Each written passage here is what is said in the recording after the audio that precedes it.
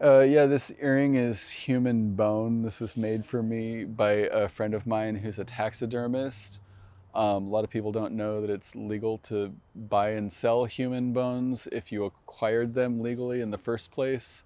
There's a few ways that you can get them legally in the first place, but the majority of the human bone market is made up of executed prisoners from China. Hi, my name is Michael. I have around 10 years of experience squatting, spanning over a 22-year time span. What is squatting? Well, squatting is living somewhere without a deed or a lease. So if you did not pay to be there, then you're squatting. The term originally was used to mean somebody who claims unclaimed land. It later started getting used for people who occupy vacant buildings. In a lot of people's minds these days, they associate it specifically with crafting fake leasing agreements in order to gain tenancy, although that's not really what defines it. And over time, has squatting evolved? Absolutely. There's regional differences, there's differences in what segments of society have gotten involved in it. Um, that's shaped by technology, that's shaped by the political climate, and that's shaped by the cultural climate. Have you ever faced any legal consequences to squatting? I have never gotten in any legal trouble for squatting before. Wow, crazy. And I've never known anyone who did either. Can you tell me a little bit about yourself, like how you grew up, where you're from? Well, I grew up in Oakland, California. It was kind of an economically depressed area, one of the most dangerous cities in the country. Um, and I never really fit in. I was always kind of an outcast. Didn't have a lot of friends in high school, and uh, kind of got involved with a shady crowd in my teenage years. I've been involved with drugs. I've been clean for a long time now. Meth was the biggest drug that I had a problem with, but I've used other things as well. When I was 18, I got kicked out of my parents' place and started staying at squats with some of the people that I was hanging out with. The first squat I ever stayed at was called Asbestos Heaven. It was like an abandoned, I don't know, like factory or like chemical plant or something. There was still some large weird machinery there, but otherwise it was this real forbidding cement structure that had been used for a lot of different things by a lot of different people over the years. Like graffiti artists would come there, skaters would go there sometimes. Raves had been held there, and for a few periods of time, there were people living there. And when you were living there, did you feel like it was an exciting part of your life, or were there like a lot of lows? It felt exciting at the time, but I don't feel the same way looking back on it. It, I guess, still creates an interesting progression to where my life led, but it's not something that I would probably repeat if I had to do it over again. Was there one person in particular who introduced you to the idea of squatting? Not really. It was sort of a group of people that were doing it that I started hanging out with all together at the same time. Before that, was squatting even like a concept in your mind, or had this concept been introduced to you all at once? I think I first heard of squatting from the crew that I was hanging out with that I ended up started doing it with later. How did they, I guess, gain their like initial experience with squatting, if you're aware? I mean, I think they were first introduced to it the same way that I was. So just like person to person, group by Yeah, group. yeah, it was word of mouth was how information was spread. I never read anything about squatting before I saw this. It was um, kind of surprised me to find out that it existed, that this was a thing that you could do. What would you say the differences are between squatting and, I guess, someone who's homeless and just sets up a tent on the side of the road? The differences between squatting and urban camping, from a lifestyle perspective, squatting offers a lot more benefits. You have greater measures of personal security, you have more amenities at your disposal. There's it requires a lot more skill to pull it off, so it tends to be the most physically and mentally capable of the homeless population that resort to it. Um, it offers you secure storage where you can accumulate a larger quantity of possessions. It does require a small amount of money, so you do need to have some source of income. From your experience, did it seem like most of the people who were squatting were involved in drug related activity, or were there people who were clean also resorting to that for housing? At the time, I only knew of people who were squatting who were also involved with drugs. Definitely since then, I've met people and heard stories where it they weren't, and it had a whole different vibe to the type of households that were being created. And how were those vibes, like the drug free environments?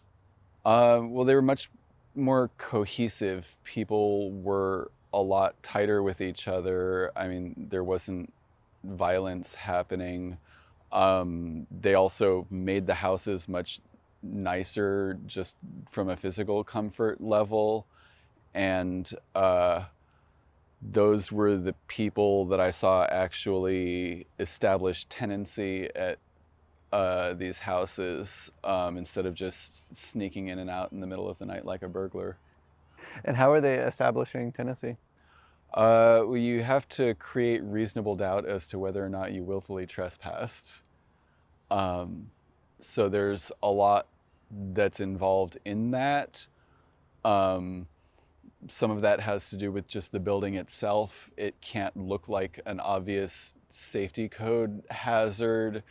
You have to have utilities on. The building has to be zoned residential. Uh, and then as far as documentation, you need to have a story about renting from someone and have some sort of paperwork to back that up. People use utility bills often, are the most common things. Having the address on your ID card is another supporting document.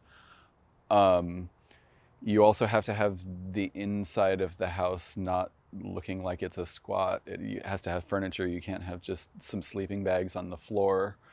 Um, can't look like it's falling apart too bad, and there's no exact uh, line where that's drawn. It's somewhat subjective and up to the officer who's investigating the complaint.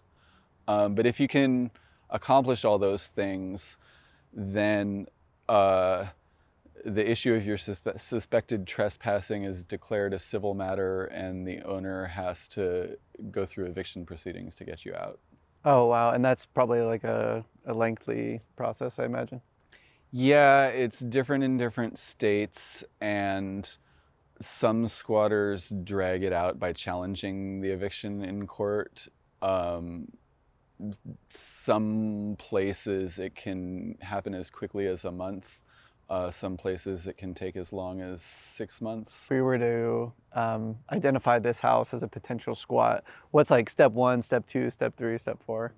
Step one is looking for a good house in the first place. and that's the most labor intensive part of the process at all. You're talking about just walking up and down the grid of the blocks of the city you live in, um, for hours, for day, like aimlessly canvassing miles and miles of street. And what are you looking for exactly? Signs of abandonment. So windows boarded up is a very obvious flag that shouts at you from a distance. A lot of overgrowth, untrimmed plants. If it looks generally in a state of disrepair. Uh, if there are obstructions to the entryway, like uh, a gate in the front yard that's chained shut with a padlock. Um, there's smoke detectors have a low battery alarm, um, that's loud enough to be heard from the outside of the street very faintly to a trained ear. It almost sounds similar to the crosswalk uh, chimes that they use for the visually impaired people.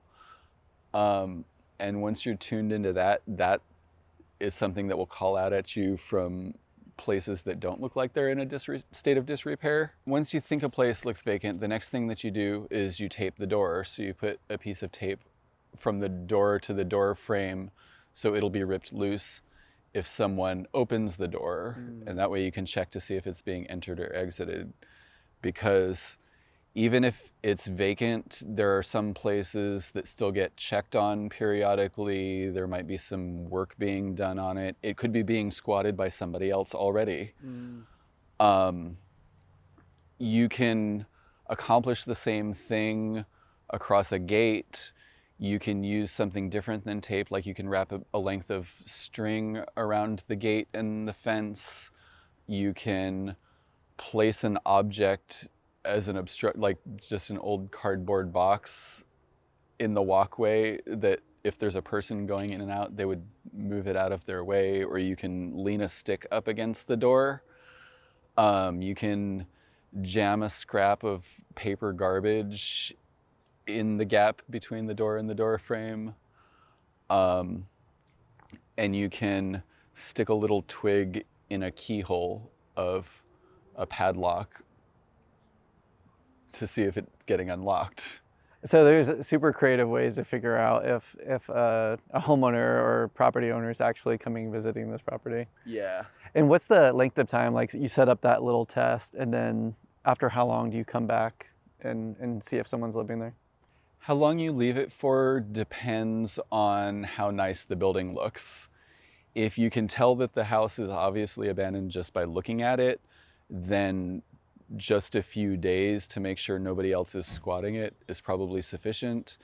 If it looks nice enough that somebody is likely to have a financial interest in the house's future, it's more likely to be checked up on, so you should probably leave it for a month at least before you consider entering the place.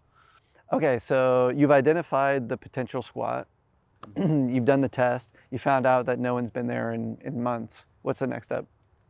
The next step is to gain entry and figure out the building's history. Um, Getting in is very situation specific. There's not one particular method that's going to work with every building. Um, if a window has a board over it, the window behind it is likely to be unlocked, especially windows on the second story. So sometimes you do some precarious climbing.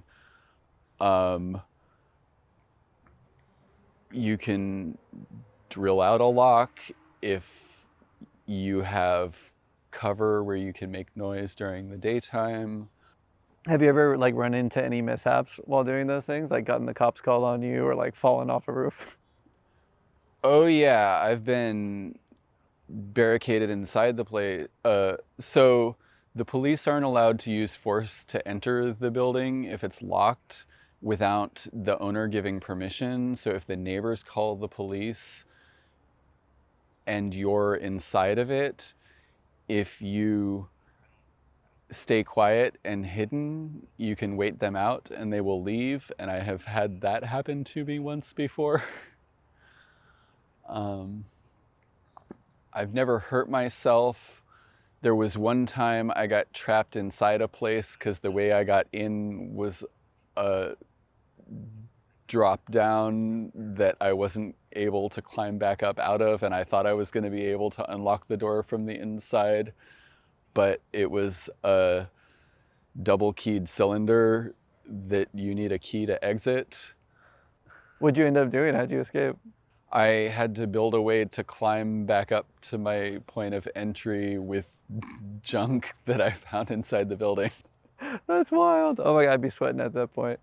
Oh, I definitely was.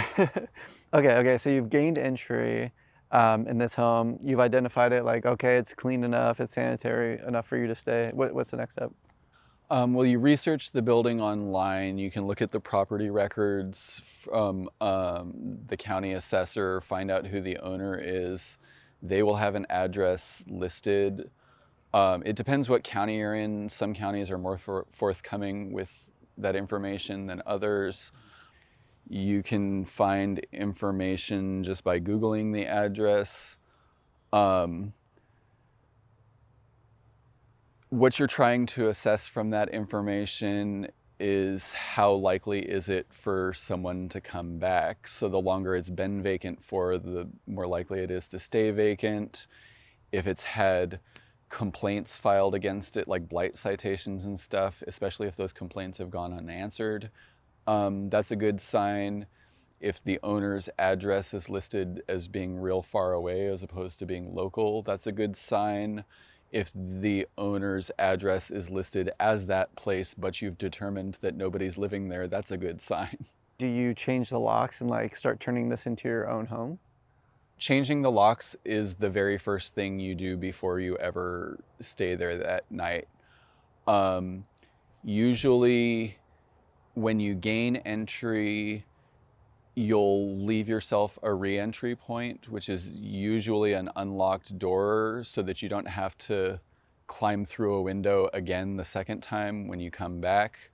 But the very next thing you have to do is change the locks.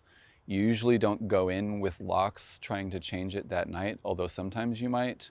But you have to match the brand of lock to the door. There's different brands of locks that take a different sized hole drilled in the door, and the parts aren't compatible with each other. There's two main brands of locks, Slage and Quickset. Quickset keys are shaped like this on the tab, and the Slage ones are kind of shaped like this. Okay. But yeah, you definitely need to have the locks changed before you stay one night there. You also just look around and assess what the building needs. Does it have a bunch of garbage that you're going to have to haul out? Is it completely empty? Do you have to bring in bedding to sleep in? And like, does it have a bed? Do you need to bring a mattress? Does it have usable housewares or building materials that you know, does it have repairs that you're going to have to do? In some places you have to seal up points of entry that have already been broken into recklessly. I've definitely found that where a place got broken wide open and they just left it like that and you had to re-secure it. And then as you start living there, you're gradually bringing stuff in and bringing stuff out. That's the first order of business. Get yourself a stove and some dishes so you can cook. Haul out garbage. And normal trash collection's probably not coming, I'm assuming? Probably not. You might get lucky, but sometimes if there's city trash cans, trash collectors will pick them up if you put them by the curb, whether or not there's active service. But more than likely, you're gonna have to be carrying this all out in backpacks because it's too obvious to be bringing a vehicle into the driveway. Okay. So you're trying to act like your normal tenants, but there's also this degree of like anonymity and discreetness. You try not to be seen by the neighbors going in and out of the building for as long as you possibly can, but eventually it's gonna be inevitable. During that time, you're trying to make it look as much like a real house as you possibly can, so that if the police come and look at it, you can present that facade. Do you ever meet the neighbors and like try to build relationships with them if it comes to that? I have not usually, although at the last place that I lived, we did meet the neighbors. Um, Usually you're trying to avoid them and you're worried about them. If you see them and they see you, just smile and wave hi. Um, but it's probably better not to try to engage them in conversation unless they ask you directly what you're doing there if you're new tenants. Have the neighbors ever become suspicious and called the cops on you guys? That has definitely happened. Um, if the police don't have the owner with them, they can't use force to enter the building. So if it's just police by themselves, you can barricade inside and not answer the door. Uh, that part of the process really comes down to if they're able to get in touch with the owner. Have you ever had a situation where the homeowner actually showed up and confronted you guys? I've definitely had situations where the homeowner showed up. On those occasions, we just left without a fight. Um, I have heard of situations where people challenged the homeowner to call the police and then had a confrontation where they claimed tenancy. And I've heard of those confrontations being successful, but it's a really nervous thing to attempt. Okay, so for the most part, you would listen to the homeowners and not try to create a fight or a struggle. That's what I would do personally. For those who choose to try to claim tenant rights and then they create a fake lease, can you walk me through that process and what that typically looks like? I've never created a fake lease myself. I think it mainly just consists of getting a lease template off of the internet and filling it out with whatever relevant information goes in the blanks, um, and then presenting it to the police as evidence of your tenancy. That's getting harder and harder to do with the complexity of the information age. One thing they ask for now is a phone number for your landlord, and the phone number you give doesn't have to be the owner of record, but it does have to be a reachable phone number for somebody. Did you know anyone who took that route of making a lease and trying to like claim tenant rights? Um, I have stayed at a house where that was done by somebody else before I moved in. So yeah, I have known people that faked a rental agreement in order to remain living at the property after the bank that owned the place found out that they were living there and called the police to confront them about the issue. And how long did that satiate the police? Or I guess like offset the time that the person was evicted?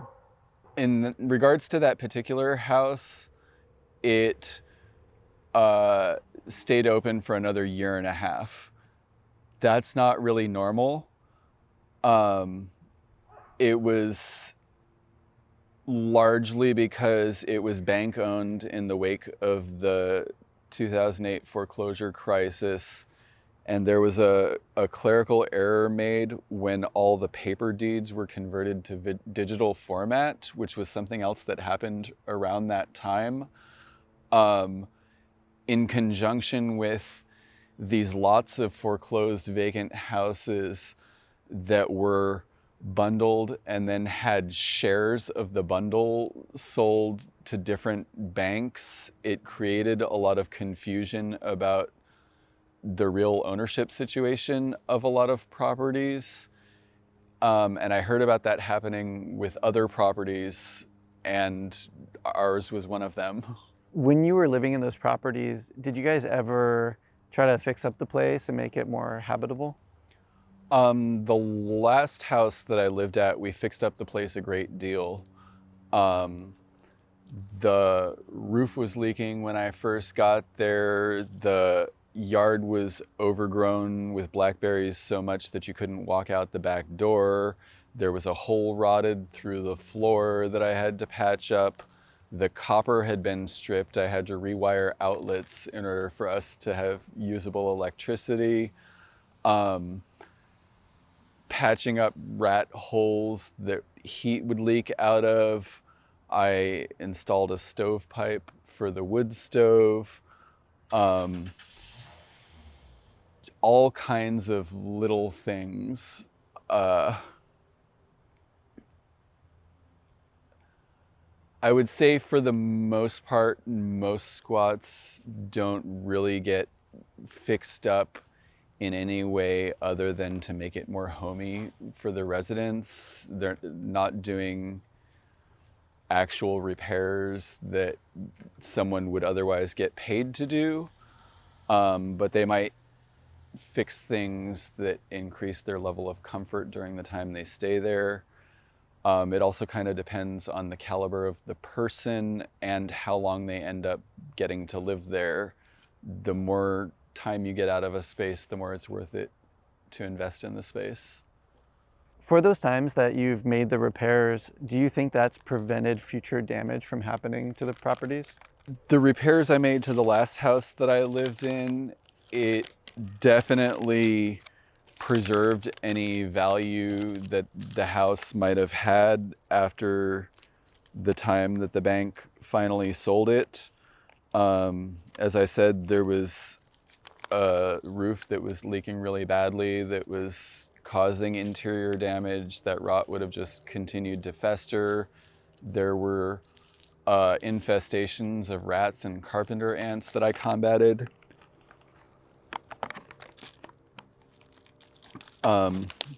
Just the fact of us heating it in the winter to prevent mold buildup was another thing. The whole place was moldy when I moved in, and I had to clean all that.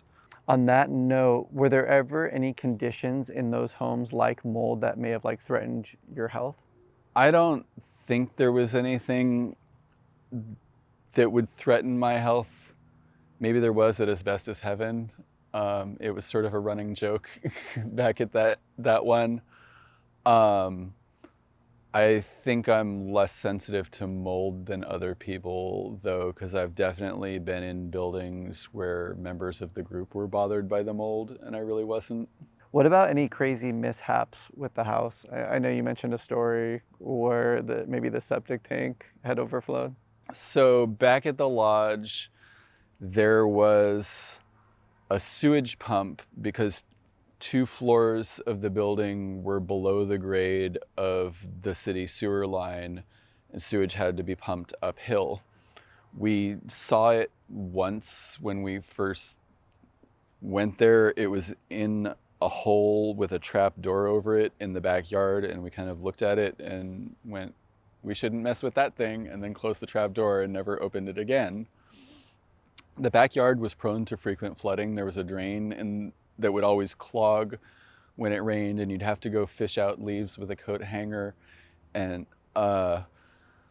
so one time we were having a rainy spell and the backyard flooded, and we didn't really think anything of it until we went out there and noticed a funny smell. And then we noticed that our downstairs toilet wouldn't flush, and then we noticed that sewage was backing up through the downstairs bathtub. And we went and looked in the trap door where the sewage pump was and the hole that the sewage pump was in was completely filled with sewage. Uh, we didn't know how to really address the problem to fix it.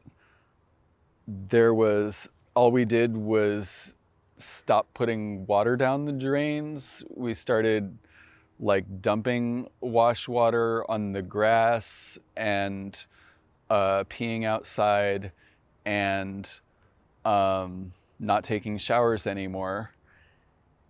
And we had to bucket brigade the sewage out over the back fence onto a neighboring property.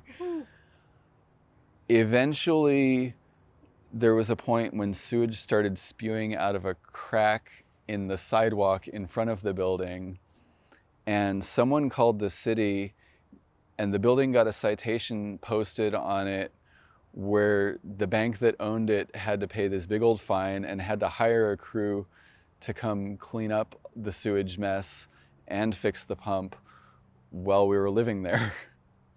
So the bank was fine for that situation. Would you say squatting is like a victimless crime, or in that case, with the bank having to deal with that fine, like what are your thoughts and feelings about that? It's a victim that I'm okay with what happened to them. Um, I would say squatting can be a victimless crime depending on how it's done.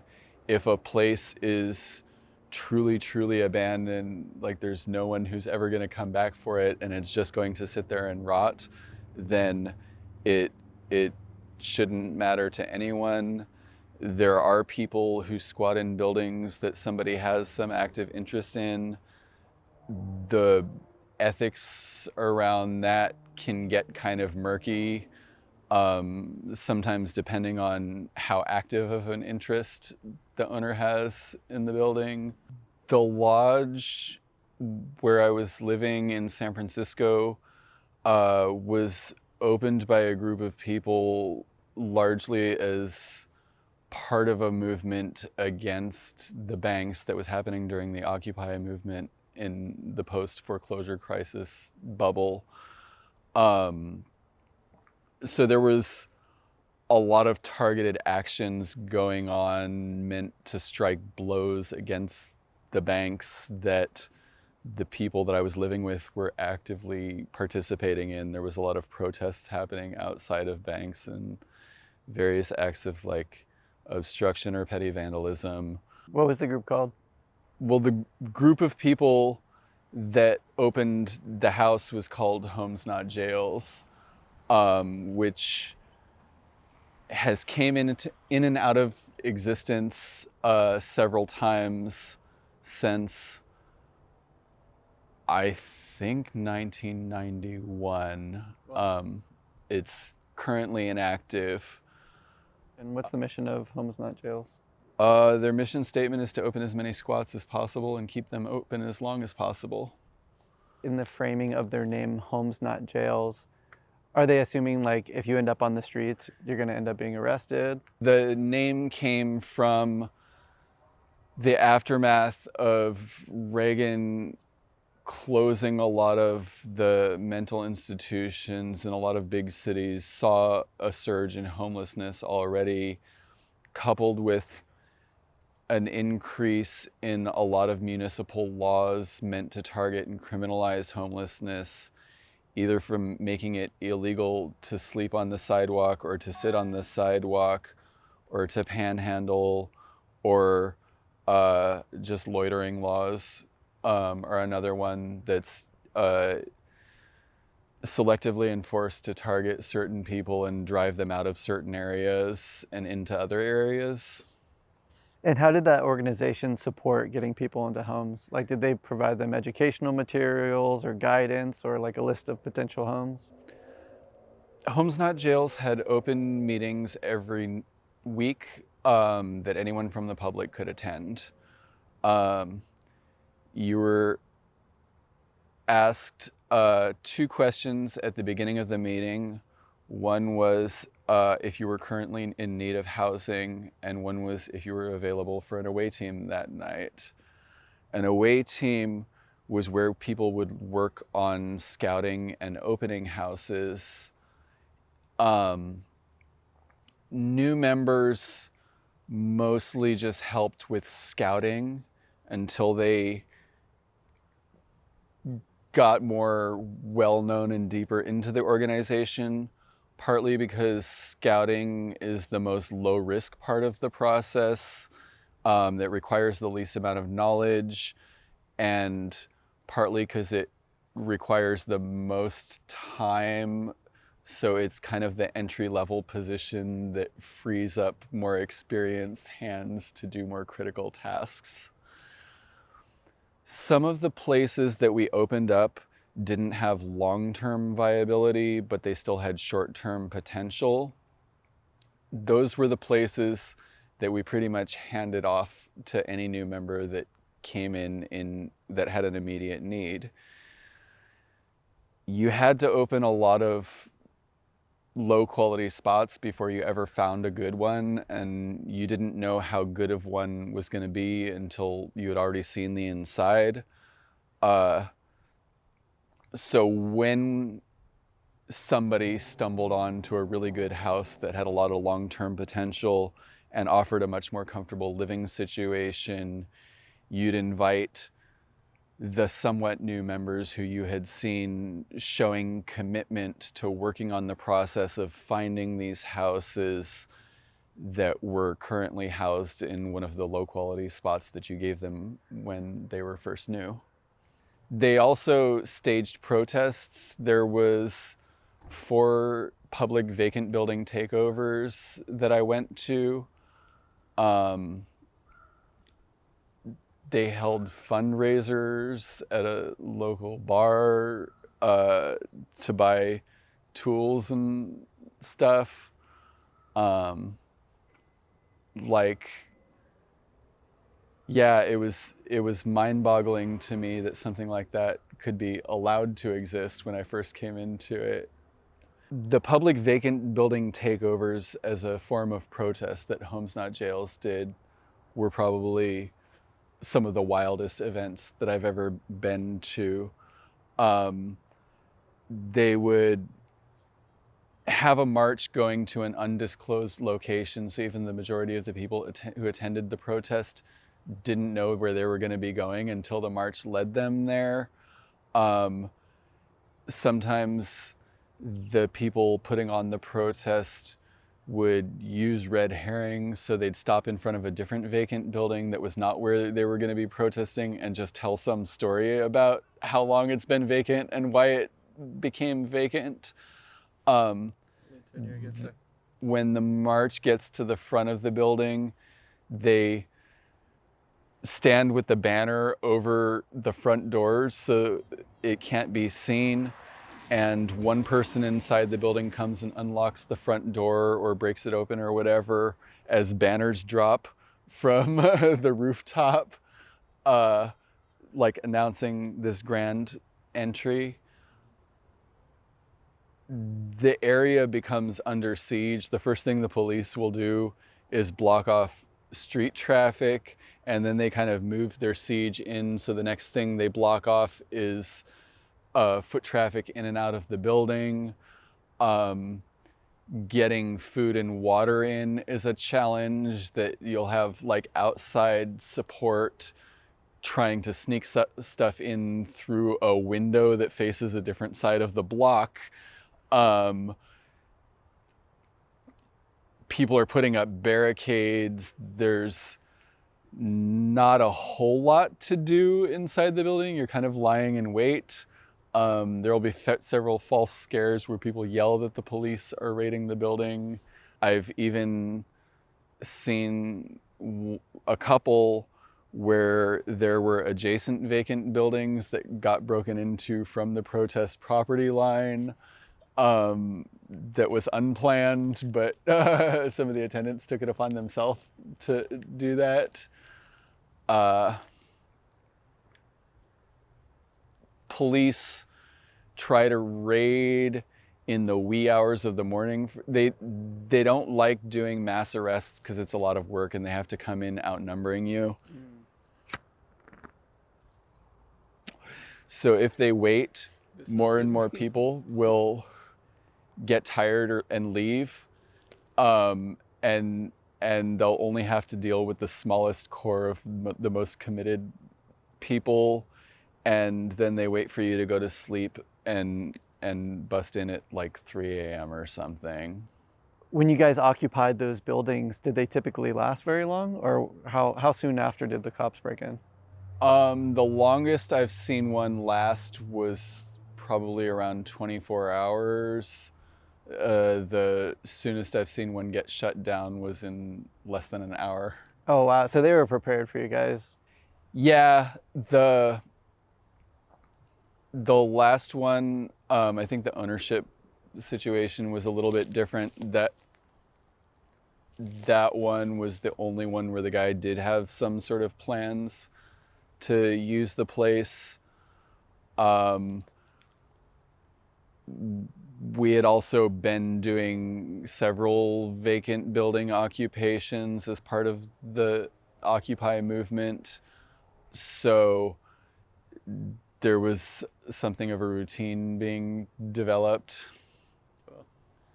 I even saw online like if you give a $50 donation, then they'll send you like a squatter's handbook and walk you step by step. Oh, is there somebody still operating that? Or I think it might be an unattended website that just still says some old things. That organization, did they ever run into any legal problems? Why did they stop operating? Homes Not Jails stopped operating largely because of low participation, which was largely because it got more difficult to find vacant houses in the city of San Francisco and was still fairly easy to do in the city of Oakland.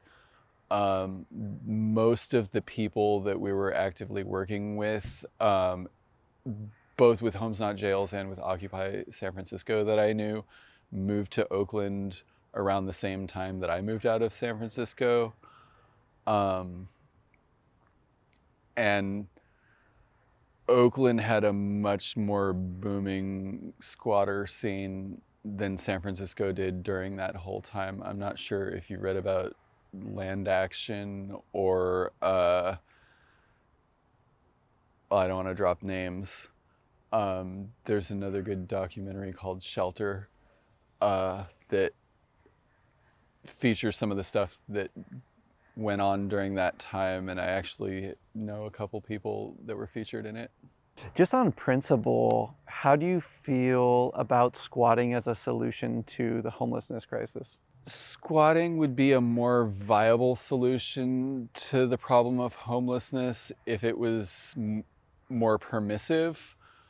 There have been several times that in certain local areas, and it's usually places that had seen a harsh economic downturn, like major employers moving out in the Rust Belt, for example, that you saw a boom in squatting activity because you saw a rise in poverty. So there was more people in need, and there was more homeless people who maybe weren't drug addicts and didn't have mental health problems, combined with the fact that there were more properties that didn't have an owner with an active interest in them. There was just no way that they were ever going to collect rent on this place. The landlord may have moved out of the area in search of greener pastures themselves. Um, when it becomes more easy, people who are not as criminally minded do it more. And that's something that can be seen around the world. In Europe, the squatting scene is a lot more laid back and countercultural and less associated with criminality. Um, it's also combined with the fact that when a lot more people are doing it, they start organizing with each other to do it collectively, to exchange knowledge and resources and divide labor. Would you say the housing system is currently broken? I'd say there's a lot of problems with the housing system. I'm not sure if there's a point at which it ever broke, or it just operates suboptimally as a matter of how it was created. Um, there's definitely the statistic about there being 3 times as many vacant buildings as homeless people. Um, there's a lot of issues about uh, the cost of housing for people that can barely afford it but can't afford much else, or people who live in precarious positions where they are at risk of homelessness if they are to run into a financial disaster. Um, there's definitely several people that I've known, myself included, for whom squatting was not just a way to have your immediate need of having a roof over your head get met, but was a way to save up a large sum of money by working a low paying job and get yourself to a point of financial security that actually lasted for years after you stopped doing it anymore. If you go on YouTube or watch any major news network, you'll see that they're demonizing squatters and generating hate online towards people who are driven to these situations. What would you say are some of the misconceptions about people who squat? Um, well, the first thing I would say about a lot of the news media coverage is that it's the most extreme cases that are going to make the best stories. Um, the news running a story about some homeless guy sleeping in an abandoned building isn't really that grabbing. When they find some crew of people who had a meth lab and a stolen car and a bunch of unregistered guns, that is newsworthy. Um, so for people who have never known a squatter in their entire life, it paints that picture. Those people do exist, and probably the majority of squatters are people that I wouldn't want to glamorize, but they're probably also not mostly criminal masterminds that you really need to be afraid of. Um, a large number of them are just acting in desperation.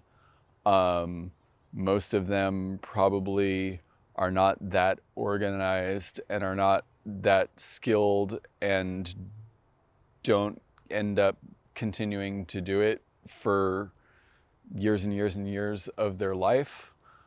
There are people who do it who aren't plugged into a squatting community or aren't knowledgeable about it at all. They just saw a vacant building and were out in the cold and wandered into it and don't necessarily do anything with the building other than sleep in it until they get kicked out. What advice would you give to homeowners who maybe they have a rental property or maybe they're away on vacation? How can they prevent their home from being broken into by a squatter? Well, the best thing to do would be to have somebody go back and check on it regularly, or if you're going to leave it unattended for several months on end, find somebody who's looking for a temporary place to stay and put them in it. Should homeowners fear squatters if they come back to their property and find someone there? Homeowners probably shouldn't confront squatters directly unless they're pretty confident in themselves. Um, if you tell them to leave or else you'll call the cops, there is a chance that they will comply and it will save everybody the trouble. Um, they're probably not going to get violent with you, but you never know and shouldn't take the risk. Have you heard of homeowners offering cash for the keys to the property and for squatters to move out? I have heard of cash for keys, and uh, I've even known people who have received a deal like that at a bank owned building, not at a personally owned house. I have never received anything like that. Um, it can be cheaper to pay somebody to leave sometimes than to pay to fight eviction proceedings, especially if the property is owned by a business rather than an individual, so they have to pay somebody to file all the eviction proceedings. Um, I think the payouts can range between $1,000 and $4,000. Um, it can partially depend on their assessment of how competent you are at fighting an eviction and stalling it out for a long period of time, or if you're in an area where the state and local laws allow for more of that. You've seen the horror stories online where sometimes a squatter is leaving or they're being forcibly evicted and then they destroy the place. Have you ever heard of that or seen that happen? I have definitely seen places where people committed last acts of vandalism before being evicted. Um, I've never intentionally tried to inflict financial damage on a place. I have left graffiti as a message for the person that was taking possession of a house as I was leaving, but it wasn't a wall that wasn't gonna have to be replaced anyway. What did it say? Can I ask? Well, what I wrote on the wall of Mousetrap before I left was, "This house meant more to us than it ever will to you." Damn. And that is definitely proven to be the case, as we're going to go see later. Can you tell me what you mean by that? Well, Mousetrap is still sitting vacant. The guy that bought it from the bank never did anything with it, can't do anything with it because there's deep structural damage, and that is probably going to cost as much to fix as the cost of building a new house. He thought he was going to renovate it and flip it, and now he's left sitting on a dilapidated property that has just continued to rot since he's taken possession of it. How did you eventually evolve out of squatting? Were you able to save up enough money and then get into just regular affordable housing? What was your path out? Yeah, I did save up a large sum of money in the time that I was doing it.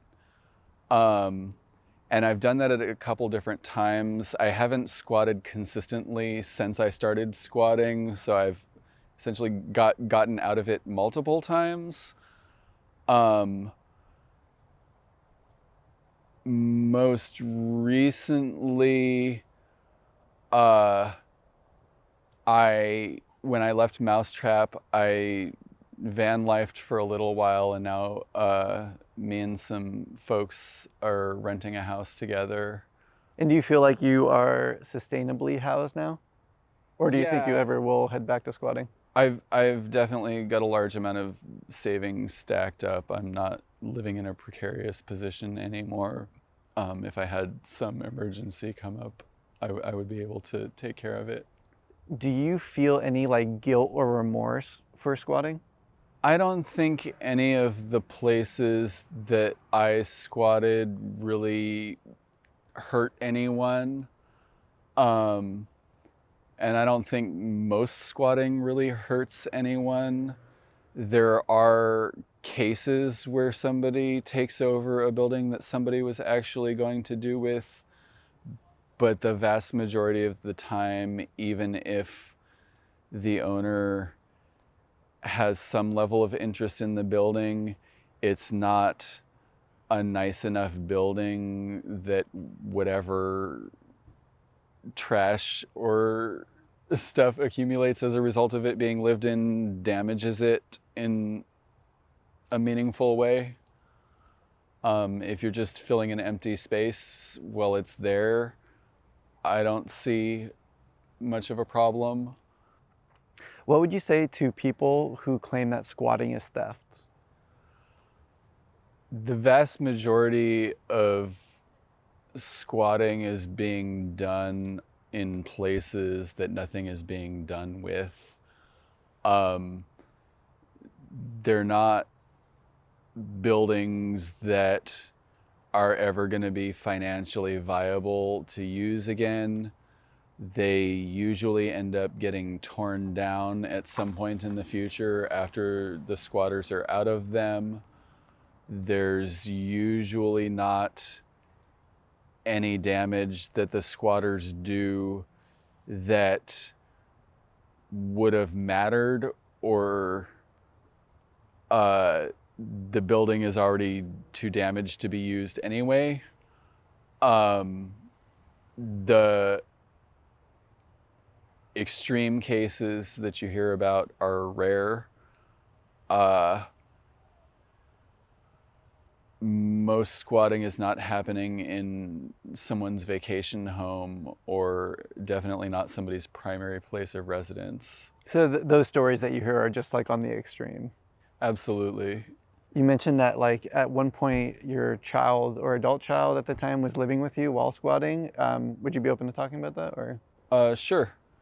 Um, my oldest kid, who goes by Dahlia, is 24 years old, um, and lived with me for 2 of the 4 years that I lived at Mousetrap.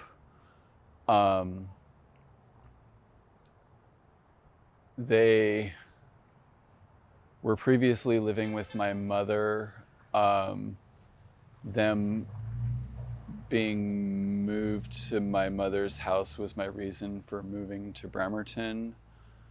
And it was actually a really meaningful thing for me to be able to show them this experience that I had while we were separated from each other.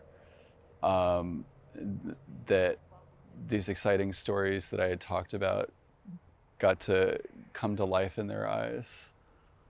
It's not something that very many people ever get to see.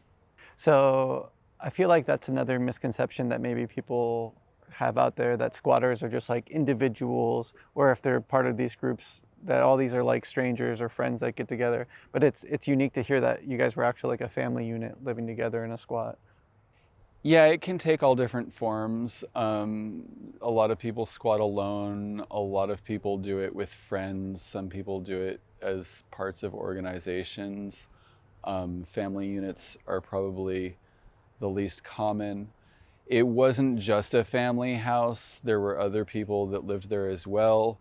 The people who lived there with me when I first opened the house moved out shortly before my adult child moved in. And there were other friends that moved in after that as well. Uh, 4 or 5 people lived there at any given time, but it's been home to about 9 people over the span of 4 years. What's a key message you want people to take away from your story and your years of experience squatting?